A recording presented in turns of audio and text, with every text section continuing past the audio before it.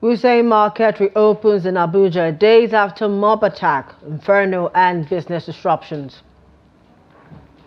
President Tinubu calls for bipartisan collaborations with governors to build the nation. Inflation rises to 31.70% in February as food price soar.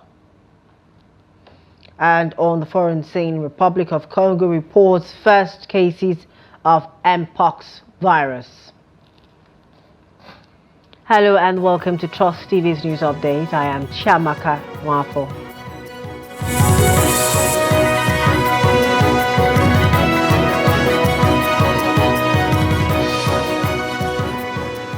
Thanks for joining us. Now, the popular Wuse market in Abuja has been reopened for business on Friday, 3 days after being shut down. The Public Relations Officer PRO of the Abuja Market Management Limited AMML, Innocent Obiechina, confirmed that the market was reopened around 12 p.m. Friday. He said the development was equal to stakeholders' continued engagements that lasted for hours at the office of the FCT Police Commissioner, CP Bennett Igwe. He noted that issues of security and economic reasons were considered before arriving at the decision. The market was sealed by the authorities on Tuesday following a violence triggered by shooting dead of a hawker, allegedly by an operative of the correctional center. The Tinkan Island Command of the Nigerian Customs have intercepted a cache of arms and ammunition allegedly being smuggled into the country by some criminal gang. Among items intercepted are military camouflage and illicit drugs such as Colorado. The arms recovered include automatic single-barrel rifles and pump-action guns. Though details of the interception is still sketchy, reports said the arms were recovered during 100 inspection of consignments imported into the country. President Bola Tinubu has urged state governors to make the transition from politics to governance, set aside political differences, and collaborate with the federal government to build the nation. The president spoke on Thursday night during breaking of Ramadan fast with governors at the State House in Abuja. Kenda Modu tells us more. The month of Ramadan is significant for Muslims as it is a period for reflection, prayers, and charity towards others. Once again this year, it coincides with the Lenten season for Christians, and President Tinubu is emphasizing the importance of unity and cooperation among all stakeholders. Since we recognize the need to build the nation together, the politics aspect of it is over.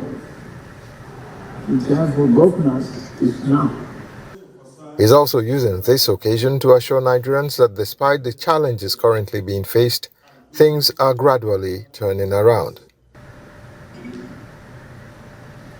I'm glad that the headwind pushing us back is almost over.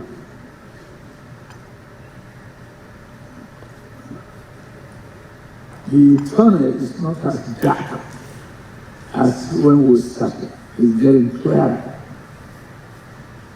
And it's going to be brighter and brighter. In the name of Allah. Chairman of the Nigeria Governors Forum and Kwara State Governor Abdurrahman Abdurrazak commended the federal government for distributing 42,000 tons of grains, emphasizing the importance of collaborative efforts between the national and subnational governments in addressing collective challenges. On the payment of wage award to workers, the governor is promising that states will do the right thing. And 25,000, and some states that are not paying, like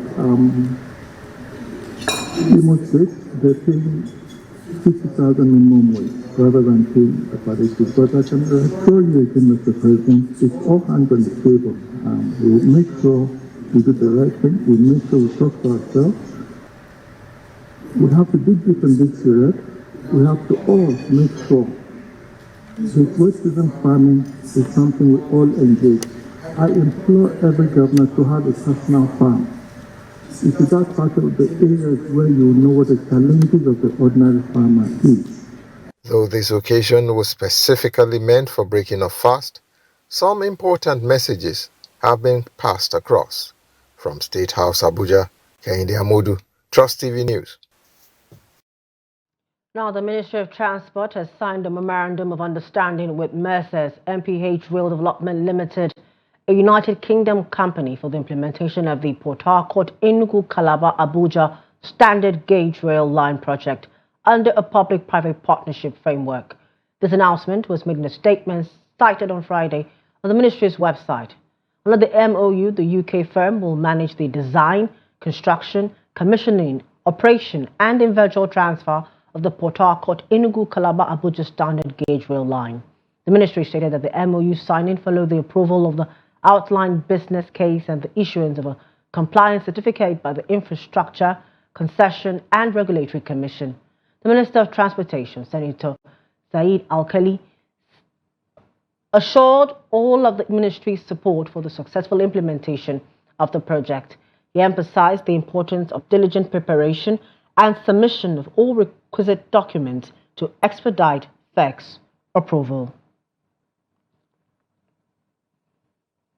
The Bayelsa State Governorship Election Petition Tribunal sitting in Abuja has fixed April 22nd for the adoption of final addresses on the state governorship election petition. The tribunal also directed parties involved in the matter to file and exchange their processes before the adjourned date. The All Progressives Congress and its candidate, Timipre Silva, approached the tribunal to challenge the outcome of the November 2023 governorship poll, which produced Doyediri as the winner of the election. The tribunal, led by Justice Adekunle Adeleye, led three-man panel scheduled the matter for the adoption of addresses after Devi, his deputy, Lawrence, and the People's Democratic Party closed their defense.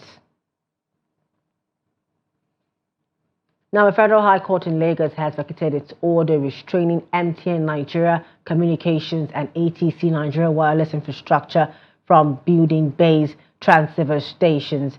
Justice Yelim Bogoro set aside the order which the court granted for incorporated trustees of Header Resource Center on November 21. Header, in suit, listed Federal Ministry of Environment and Ecological Management, MTN, ATC, and others as defendants. The plaintiff had filed an exploratory application averring ATC proposed to build 2,500 base stations, but that the stations were in proximity to those belonging to IHS Towers, Nigeria. Over in Niger State, the government has budgeted 976 million naira for Ramadan feeding in the 8 emirate councils of the state. The State Commissioner for Information, Binta Marman, made this known in a statement on Friday. The commissioner said each local government will receive 7,079 bags of assorted grains.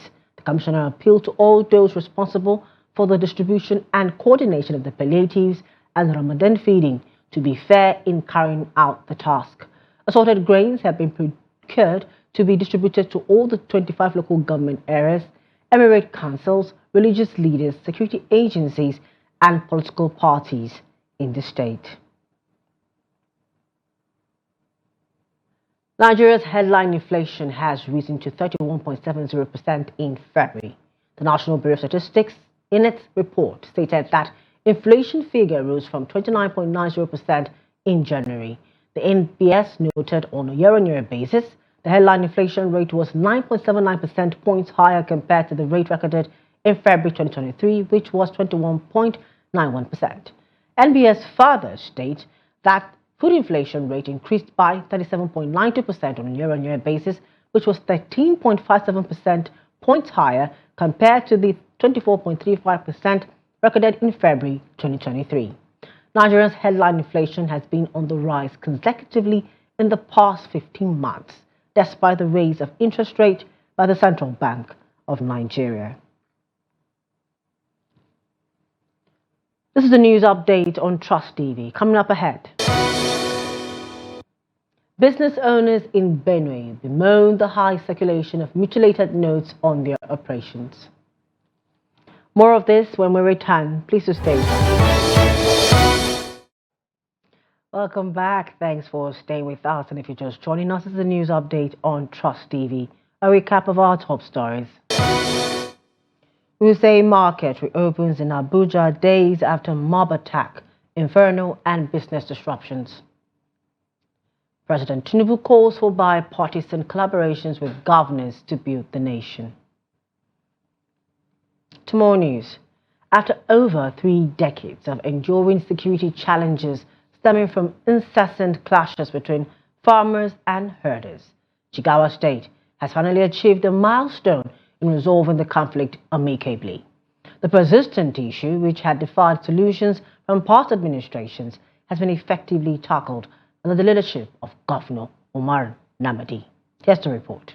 Governor Namadi's government implemented a series of strategic measures to address the protracted crisis that had claimed hundreds of lives and disrupted agricultural activities in the region. One significant step was the bilateral agreement signed between the Jigawa government and authorities in Zinda province, aimed at preventing foreign herders from crossing the border into Nigeria through Jigawa State during the rainy season until after harvest. I can assure you that for the last 8 months, no single life is lost in Guri local government. But before now, every year, at least a minimum of 20, 30 people are killed because of fighting between farmers and herders.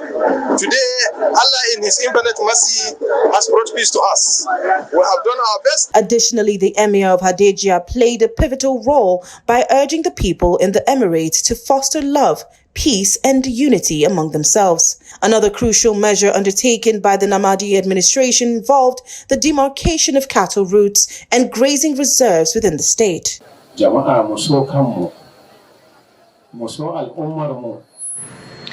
have to love ourselves. We have to love our country. This is the only way we can progress as a people and as a nation. Peace is the catalyst to development. These proactive measures successfully kept foreign herders at bay and paved the way for peace negotiations between local farmers and herders, particularly in the Guri area that has witnessed an entire season devoid of any conflicts between the two groups. In light of this unprecedented achievement, a celebratory gathering was organized to commemorate the peace brokered between the erstwhile warring factions. This significant milestone marks a new era of harmony and cooperation between farmers and herders in Jigawa State, signaling a promising future for agricultural productivity and communal relations in the region. Over in Markudi, the Benue State capital, business operators have expressed dissatisfaction with the impact of mutilated naira notes on their operations. Now speaking with Trust TV's Jimmy Azande, the operators lamented that the naira notes, especially the 200 and 100 denominations, have been negatively affecting their businesses as most customers are rejecting them for being mutilated. According to business operators, those most affected are traders who travel to the villages to buy or sell. They say the villagers outrightly reject some of the notes which are issued from the bank. We dey suffer about the bad money because as they come buy market for us, we as a business person, we no go fit put that money well until when we sell the market finish before we arrange am. Before we arranging this bad money, some dem go tear. We no go fit carry am go bush market where we buy because those bush market they no have bank. This bad currency, the issue is going too much. See, there's one time where one old woman can give me 200 naira, say I beg my pikin, this 200 naira too bad for me, I no fit use them. Now I have mercy with the woman, I can't give them the 200 naira way good. So for me to use the bad currency, that 200 naira, I no fit use them. Motorcycle operators who are also affected, however, say they use them at gas stations when purchasing petrol. Especially in the village, people they will not collect. But we Okada rider, people can feel it and give it to us. When we stretch it, the money will not go. So they will tell us that we use the money and go and buy fuel. So when we take it to the station, they used to collect it. But when you collect and give to someone, they will not collect. Difficult. But most of our customers too, they are understandable these days. Because most of the times they are the one who brings the money to us. Knowing fully well that everybody complains about the the level or the way the money looks like now. No matter how dirty we collect them. Because most of the time they tell us to go and buy food. Important thing, naira of 100 naira, we have challenge on 100 naira because I don't know whether in central bank they don't have 100 naira again in central bank. It's all currency. We are seeing 100 naira outside. Everyone that you see 100 naira, we give somebody, we refuse that. I will never collect this money because of the 100 naira is too bad. They are hopeful that the government will do something urgently to avert this situation. And when you want to bank to withdraw the money, they cannot give up 100. Sometimes the 200 too is very hard to in the bank to give us the money. But right now, this 100 naira is so scattered. It's not well arranged. When I give customers, sometimes customers say, they will not take this money. Maybe if they give the money to others now, others will not be able to take. Even right now, I gave one woman 100 naira now. She said when she go to the market to buy something now, they do not take the money, will bring it back. These mutilated notes, they say, sometimes lead to poor patronage for small businesses that depend on cash transactions in smaller denominations. Jimmy Azandi, Trust TV News, Makurdi. In business, the Group Managing Director of the Nigerian National Petroleum Company Limited, Mele Kyari, has said the Port Harcourt refinery will commence operations in about 2 weeks.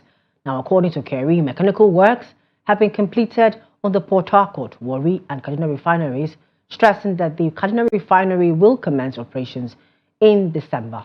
Kyari made this known after he appeared before the Senate ad hoc committee investigating the various turnaround maintenance projects of the country's refineries. NNPC GMD also told the lawmakers that over 450,000 barrels of oil had been stocked into the Port Harcourt refinery. The chairman of the Senate ad hoc panel, Senator Ifeanyi Uba, said the country would want to know that progress is being made on the rehabilitation of the refineries. He said members of the committee would visit all the refineries to ascertain the progress of work there so that a comprehensive report will be presented to the Senate in plenary soonest. Away from Nigeria, the city of Buhosi in the Kaberi territory of South Kivu, Democratic Republic of the Congo, near the Rwanda border, has once again fallen victim to landslides over the past 2 days. This new disaster has affected the Ruzizi River and the Yamagana Hill in the DRC. Houses have been flooded and cracks are visible in some buildings.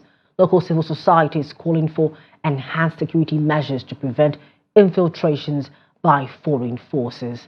The landslide in Rwanda has caused significant damage in the DRC, highlighting the interconnectedness of natural disasters across borders in the region. In terms of demarcating one country from another, especially in the Great Lakes region, we believe this does not constitute a real border. Therefore, I think border services should address this issue. Regarding the movement of the people, I have seen some Congolese starting to cross at this location, and even Rwandans are starting to cross here. The landslide in Rwanda has caused significant damage in the DRC, highlighting the interconnectedness of natural disaster across borders in the region. Still in the Congo, it has recorded its first case of mpox in several regions.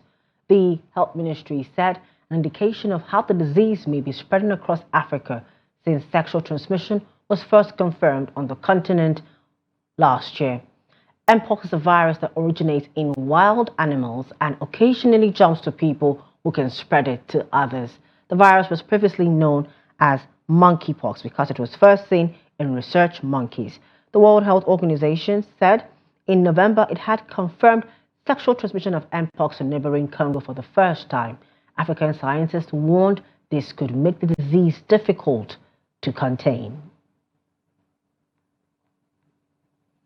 And in sports, Arsenal have been drawn against Bayern Munich in the quarterfinals of the Champions League, while Manchester City will play 14-time winners Real Madrid. The Gunners will host German side Bayern, who have England captain Harry Kane injuries scored at Emirates Stadium in the first leg. Meanwhile, this is the third successive season City, who won last year's title, have met Real in the knockout stages. The first leg takes place 9 to 10th April, with the second legs on 16th to 17th April. If Arsenal and City win their ties, the two Premier League clubs will face each other in the semi-finals. In the other ties, five-time winners Barcelona will play French champions Paris Saint-Germain, while Atletico Madrid, who are fourth in La Liga, host German opposition Borussia Dortmund. The semi-finals will be held on 30th April and 1st May, with the second legs a week later on 7th to 8th May. Wembley Stadium will host this year's final on Saturday, 1st June.